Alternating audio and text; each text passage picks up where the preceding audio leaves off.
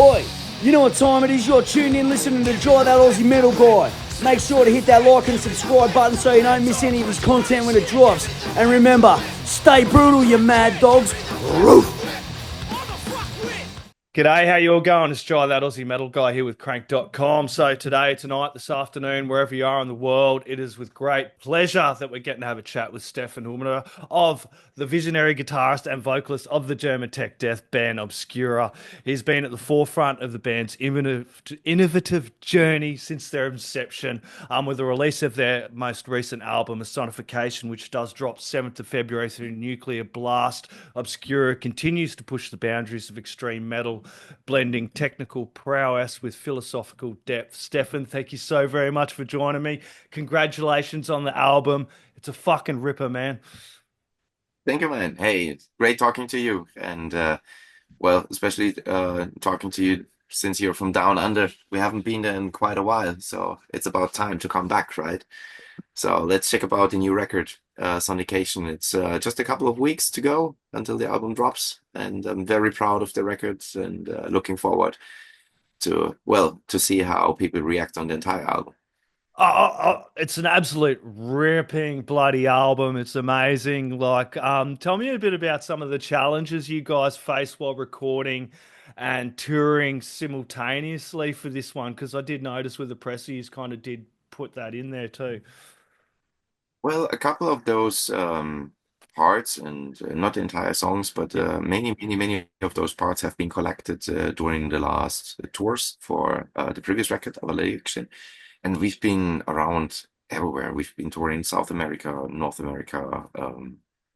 We've been in Australia for 2 shows, Europe, and anywhere else. And every time you're sitting around, you're sound checking. Of course, you know collect a couple of ideas. You're jamming around a little bit, and most of the stuff I forgot, but very good riffs I kept in mind, to be honest.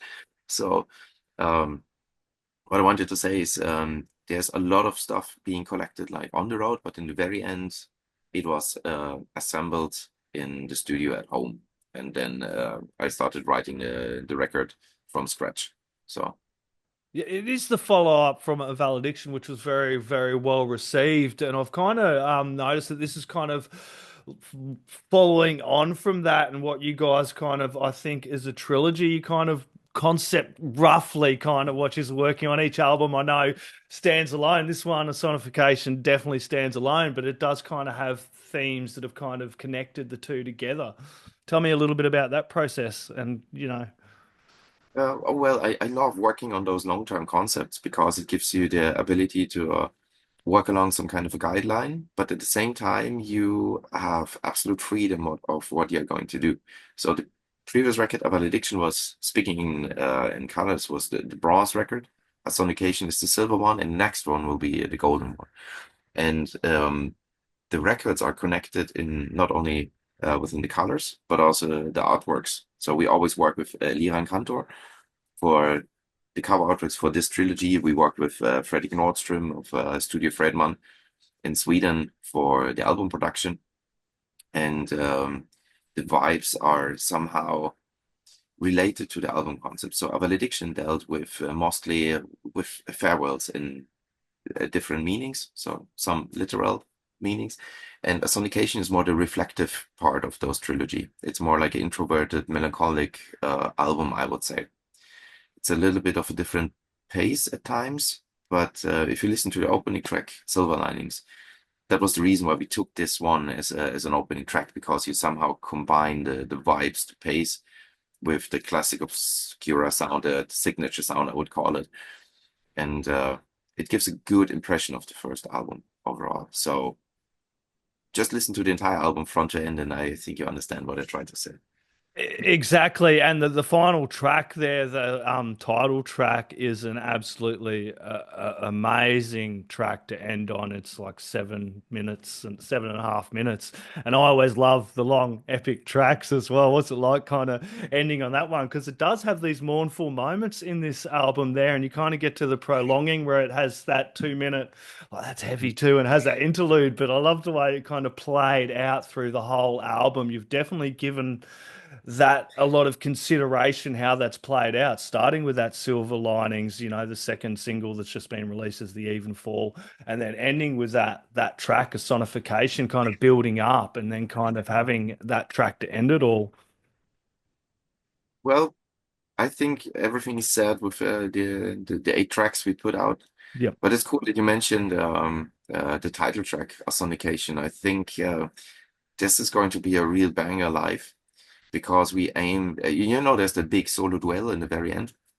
And the idea is to extend this a little bit. So this entire scene we are in is a little bit stiff. You have to do everything like, on point, on the grid. We work with click tracks and everything's programmed. And a song like A Sonication with that open ending is meant to be also open when it comes to the live show. So it's more like the 70s bands that jam and extend the ends like by feeling a little bit. So I would love to get that human touch a little bit more into the band, not only the album production, the writing, but also during the live shows. So I want to have more, you know, more spontaneous moments than before, and that's much more musical than just playing note by note what the transcriptions of the music tells you. So I'm really looking forward for that one. Yeah, well, that's always the fun bit, isn't it? Like, because as you mentioned, you got to have these albums, like you got to go to the point of the song. But the real freedom, I suppose, is when you get out there and you're able to play these tracks, especially off this album, A Sonication, live to people as well. That's the best moment for sure. As much as I love working in the studio, I think traveling and playing the music live in front of people is the most rewarding part of being in a band. And I even love the meaning behind the Sonication. I'll let you say that to the people watching this now, but there is also another meaning to it as well, besides it sounding pretty bloody cool. Thank you. I keep that term, bloody cool. Thank you. Tell me a little bit about that, the meaning kind of behind the sonication. Isn't that's something to do with the water and the particles as well, and the solutions, the way it's kind of used to agitate, isn't it? There's a whole different meaning behind that as well, yeah? Yeah. Um, yeah, I stumbled across that term many years ago when we worked on our crosses in 2015, 16. Yep. I was very much also for my job at the time into like psychoacoustics and vibroacoustics, and I stumbled across this term. So a sonication is basically the sonic waves, audio waves that can make things move. So you use it in the medic field, and it's basically physics in the very end. But at the same time, it has some kind of a poetic second meaning around it. So things that make you move a little bit. And I love those double-sided meanings a lot. That's really, really, really cool. The same as with the previous record of Valediction. You can interpret in this name so many things. Yep. And therefore everyone who's listening to the record or sees the album title combined with the beautiful artwork has a different meaning or a different attraction to the big picture. And therefore I think the title we picked A Sonication is quite cool. It fits to the big picture. Yeah, it is quite poetic, and I love the use of color with art, because music is art and art is life, and it's all kind of interconnected. And that's one thing you guys have also put into the effort with the cover art. And I still enjoy a good album and the good cover art, and the way as you use that silver with this one to kind of portray the emotion and the themes and the concept behind it that you're trying to get across. It's just a co-production between Elira Cantor and me when it comes to the artwork. Yep. But again, everything has to work in full circle. Artwork, photos, music, production, lyrics, colors, everything. So I love diving into all those details every time I'm working on an album. That's just my field. Exactly, and your vocals and your lyrics are really quite layered, and as always, they do have points which are quite philosophical. What message or story are you trying to convey with this album for the listeners, or is it a matter of them making up their own mind as they listen? Yeah, a couple of songs that turned out to be quite personal. Yes. Like if you know me close friends of mine would know what it's all about. For example, a song like Stardust has its own story in Solitude as well. Um, but in general, I just try to go on and dismantle with the lyrics a little bit far away from only using like fancy words and being too abstract into something that's more digestible and understandable. And as you figured, I'm not a native speaker with that funky German accent. Um, I always try to evolve a little bit when it comes to the language and how to use it. And English is not that easy at times. And the small nuances in between in the wording that can make a very, very big difference. And looking into that is really, really nice. And if you just go through the lyrical part, the best case scenario is listening through the album, like big headphones, stereo headphones, and just going through the booklet, the CD or the vinyl in front of your hand, and reading the lyrics while the songs are going to be played. I think then a lot of things are quite clear. Yeah, you did mention the collaboration before with briefly mentioned collaboration there with Frederick Nordstrom and Studio Fredman again. Tell me kind of how that influenced the final sound of the album, you feel? Well, the first time we used or we worked and collaborated with Frederick was for the previous record.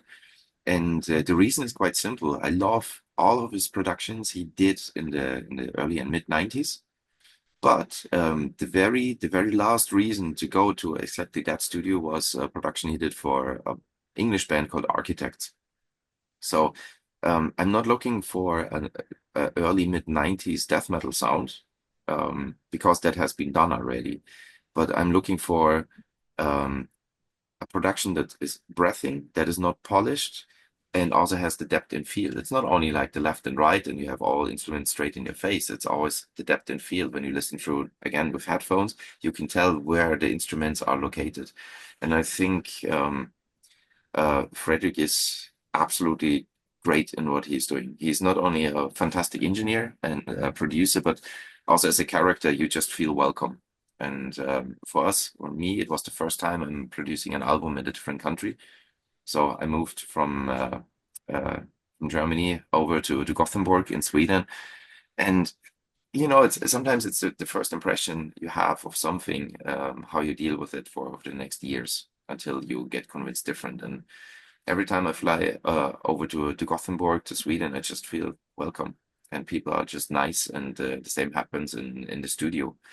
Also with the assistant or the second engineer working there, it's just great to be around those people. It's really refreshing, and you're not home where you are distracted by a lot of other things. And I just love working there, to be honest. And I'm really looking forward recording and tracking the next album with Frederick as well. It's just a great person to hang out with.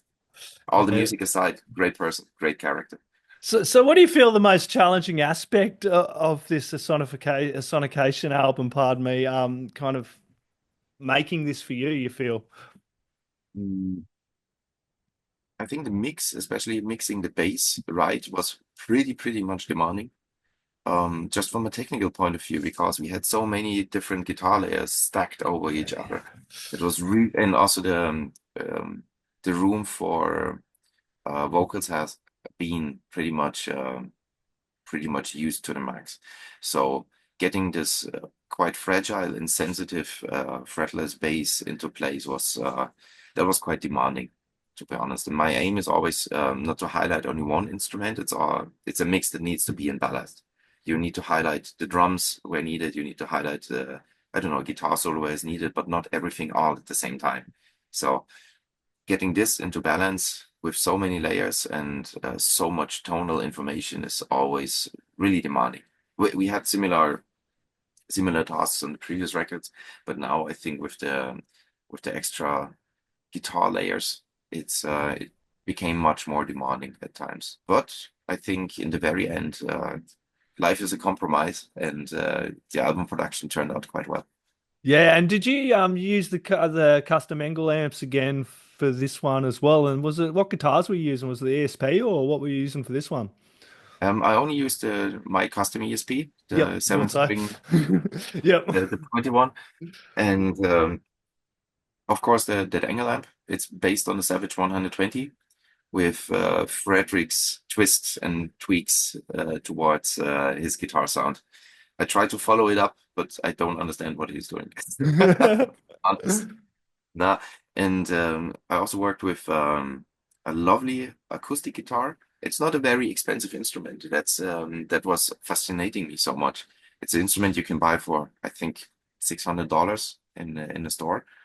And I tried many different acoustics, but I'm not looking for the price. I'm looking for the sound and if I feel comfortable playing with the instrument. And that was really cool to record with. And for the very first time, I used a half acoustic. That's a new, it's called a TL instrument it's also an ESP LTD. It's a mix between an electric guitar and acoustic guitar. So it plays like an electric guitar. It's a little bit thinner than the regular acoustics. Yep. So it has less thickness in the sound, but still it's not as thin as acoustic guitar. And for example, Silver Linings, all the acoustics you hear in the back are played with this instrument. So it goes through the mix a little bit better than the regular acoustics. So we had a lot of time to work around with different sounds. But in the very end, I'm just using one electric guitar and 2 different acoustics. I'm very pragmatic. I'm not I call it like a guitar collector or something. If I love an instrument, I'm going to use it until the very end. Yeah. Till I find something we need to, adjust or change or something is getting annoying. If it ain't broke, don't fix it. That's the saying, isn't it? Yeah, that's the point. It's I'm not a collector. I'm not a gear nerd. So if I found my sound already, and this is what I'm using, and it's actually a quite simple setup, to be honest. It's definitely A Sonication is definitely a clear evolution and follow on from A Valediction. It's an absolutely ripping album. Everybody needs to grab this on the 7th of February. Does drop through Nuclear Blast. Steffen, do you have any last words, shout outs, thank yous, or anything else you'd like to add in there, my friend? Oh, and thank you very much for the nice feature. It was really a nice conversation with you. And I hope we can come back to Australia very soon. We are working on a proper tour, not only playing 2 shows as last time, because travels are very long and brutal. Yes. I hope we can do a couple of more shows and cover more than 2 cities, and also hop over to your neighbors in New Zealand next time. So watch out. Damn straight. Do the Australian Asian ring there. Go through Japan, Australia. You got to make it worth your while, and everybody's got to get on and buy that bloody album and buy the tickets early. Steffen, thank you so very much. You have a lovely afternoon, mate. Thank you. Thank you very much. Hey. Oi, you're tuned in to Jai That Aussie Metal Guy, so make sure to hit that like and subscribe button so you don't miss any of his sick content. And remember, stay brutal, you legend.